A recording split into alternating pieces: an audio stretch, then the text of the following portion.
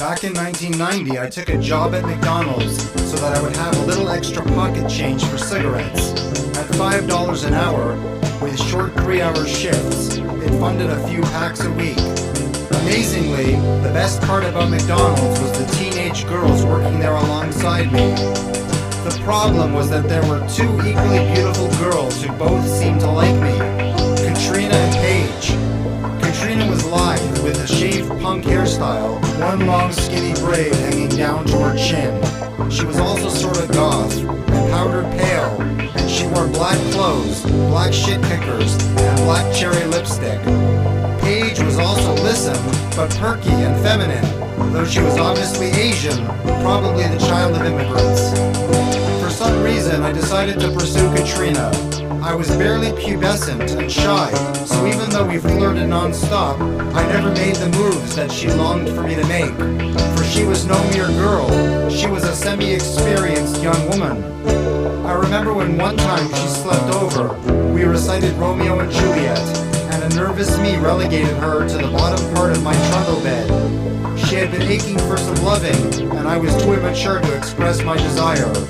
Fuck, I didn't even share my bed with her. So stupid. When Katrina moved over to Tim Hortons, she got me a job there too. I figured that I would come of age in grade 11, and I was determined to have Katrina.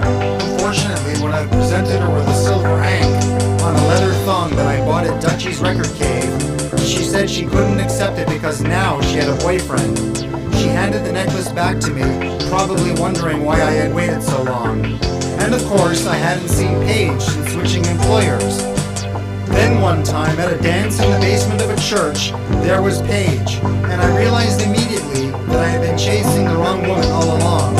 I had eyes only for Paige, in her sleeveless to-the-knees floral sundress.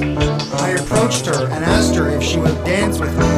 This was the last song of the night, the slow song, Phil Collins or Chris the Bird or the like. And under the filtered lights, in the mostly dark, she wrapped her arms around my neck and we swayed. We didn't speak, but I could tell that we were both thinking about all the time wasted. It was more than a year. The lights came on. Paige leaned in and kissed my cheek and said thanks, and then she took off. I caught up with her in the parking lot. She was standing with a clutch of girlfriends, and I sidled up and asked her if she would like a lift home. She accepted, and off we went. It wasn't far to go, however, and when I parked my car in front of her split ranch, she said goodnight, turned towards the passenger door, and hastily fled the vehicle. I drove home a flutter. She was the one, beautiful Paige. However, it was the 90s, and there were no cell phones.